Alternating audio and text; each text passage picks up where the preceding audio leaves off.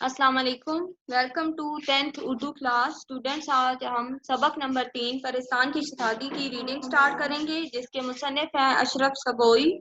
ये 1905 में पैदा हुए और 1990 में इन्होंने वफात पाई। 85 साल इनकी उम्र बनती है।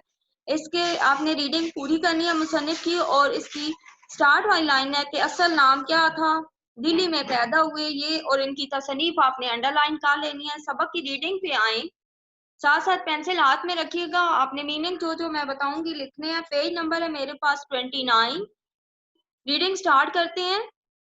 सैदानी भी का एक वक्त में बड़ा दौरा था। दौरा चर्चा या मशहूरी। किले की अच्छी अच्छी मुगलानियां यानी हुनरमंद जो खवातीन या दर्जन होती हैं, उनके सामने कान पकड़ती थी, यानी तौबा करना, या उनके हुनर की मात थी, यानी वो बहुत कमतर समझती थी। महलात में जहाँ कोई नया जोड़ा सिला, किसी नई वजह की टिकाई का जिक्र हुआ। वजह होती है ज़ाहिरी शक्लो सूरत, और टिकाई है कपड़ों का टांकना। और ये बुलाई गई। शहर की बेगमात भी उनके हुनर यानी फन की धाक थी। धाक होती है रोब। सब उन्हें आंखों पर बिठाते थे। आज पालकी चली आ रही है। पालकी होती है डोली, के बड़ी सरकार ने बुलाया है। कल डोली खड़ी हुई है कि नवाब सुल्तान जहां बेगम ने याद किया है। ना रात को फुर्सत थी, फुर्सत फारिग होना, ना दिन को चैन। सुबह कहीं मेहमान है तो शाम को कहीं, लेकिन रहे नाम साईं का। साईं का मतलब अल्लाह ताला से मुराद यहाँ पे अल्लाह ताला की जात है। बुढ़ापा आया तो हाथ पांव ने जवाब दे दिया। आंखें धुंधला सी गई, यानी नजर कमजोर हो जाना। अब कौन पूछता दुनिया और मतलब ना रहा तो कैसी खातिरदारी। खातिरदारी है तवाज़ो या रख रखाव भी हो सकता है। हारे वक्त का कोई साथी नहीं, हारा वक्त मुश्किल वक्त। बेचारी को टुकड़े का सहारा देने वाला भी कोई ना था। टुकड़े का सहारा देना यानी आसरा देने वाला। जब बहुत परेशान हुई तो पड़ोस में एक मीर साहब रहते थे। उनकी बीवी ने उन्हें तरस खाकर यानी उन पर रहम करके अपने पास रख लिया। सुना है कि ये नहायत शरीफ घराने की बेटी थी। मराठा गर्दी में इनका खानदान तबाह हो गया। बस दिन की ब्याई हुई थी, ब्याई बेवा हो गई। इसको अंडरलाइन करें। इसी जमाने में दूसरी शादी करना बड़ा ऐब समझा जाता था, ऐब बुरा। मुगलियानी का पेशा इख्तियार किया, इसको अंडरलाइन करें। और अपनी हुनरमंदी की बदौलत रंडापा यानी बेवापन जो होता है गुजार दिया। जवानी तो इज्जत आबरू से काट गई, खूब कमाया।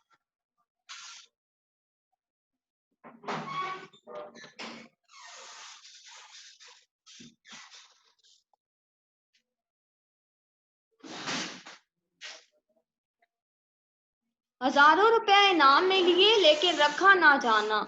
दिल की हातिम यानी सखी और तबीयत के नर्म थी। और पुराने शरीफों में एक यही ऐब होता था कि वो वक्त की कदर नहीं करते थे। खुदा की बेनियाजी यानी बेहद मेहरबान होना। खुदा की बेनियाजी को भूल जाते थे। बुने हुए जमाने में यानी गुजरे हुए वक्त में बिगड़ने का ख्याल भी नहीं आता। जानते हैं कि यही लहर बहर रौनक या चहल पहल रहेगी। सैदानी भी जवानी भर में इस गलत फहमी का शिकार रही। बुढ़ापे ने आन दबाया यानी बुढ़ापा आ गया। ताकतें दगा दे गई यानी धोखा दे गई, तो आंखें खुली और दूसरों के सहारे पर जिंदगी के अंधेरे दिन पूरे करने पड़े। अंधेरे दिन से मुराद यानी बहुत अच्छे नहीं, अच्छे दिन ना होना। मीर साहब के घर वाले छोटे से लेके बड़े तक सब के सब इंतहा से ज्यादा यानी बहुत ज्यादा खुश मिजाज, अच्छे अखलाक वाले, हंसमुख और खुदा तरस थे। हर एक सैदानी बी को खुदा का भेजा हुआ मेहमान समझकर उनके सामने बिछा जाता था। सैदानी भी 2-4 दिन तो जरा गमगीन और शर्मिंदा सी रही। नेक्स्ट पेज पे आए। फिर इनका भी दिल खिल गया और इस तरह रहने लगी जैसे अपने कुंबे में। कुंबा खानदान। हाथ कांपते थे, निगाह मोटी हो गई थी, सुई का नाका मुश्किल से सूझता था, लेकिन सारी उम्र मेहनत करके खाया था, पराई रोटी मुफ्त कैसे खा सकती थी। सुबह नमाज पढ़कर बच्चों को ले बैठती, कुरान शरीफ पढ़ाती, नसीहतें किया करती, दोपहर को सीना परोना काटना सिखाती, शाम होती तो बावर्ची खाने में जाकर खाना पकाने की तरकीबें बताती, इशा की नमाज से फारिग होकर बड़े मजे की कहानियां सुनाती। कहानियां ऐसी अच्छी होती कि बड़े भी आ जाते।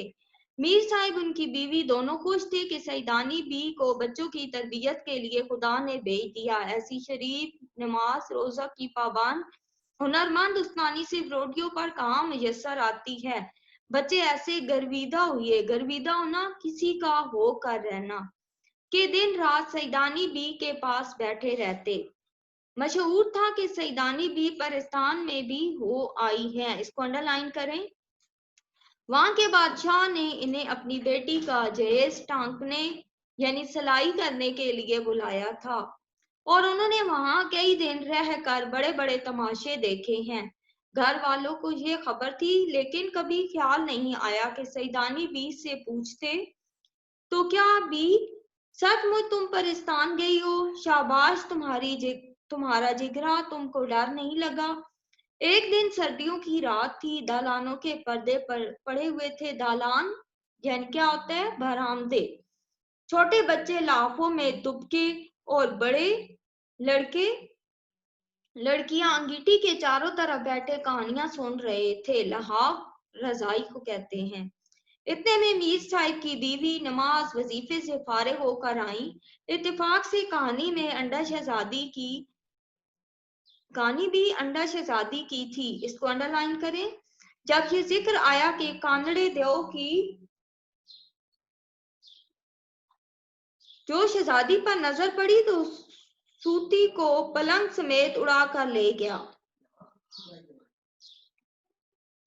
कहने लगी, सैदानी भी, ये जो लोग कहते हैं तुम्हें भी परिस्तान के बादशाह का कोई आदमी परिस्तान ले गया, तुम वहां से बड़ा इनामो इकराम लाई थी, क्या ये सच है? सैदानी, हाँ बीवी, है तो सच, लेकिन कई दफा जिन्नों और परियों ने बुलाया था। मीर साहिब की बीवी, और तुम बेधड़क चली गई, बेधड़क, बगैर किसी खौफ के। सैदानी, पहली दफा तो मुझे धोखे से ले गए, रास्ते में जब भेद खुला यानी राज खुला तो बेतेरी डरी यानी बहुत ज्यादा डरी, लेकिन क्या करती, दिल को मजबूत कर लिया, अल्लाह को याद करती हुई चली गई।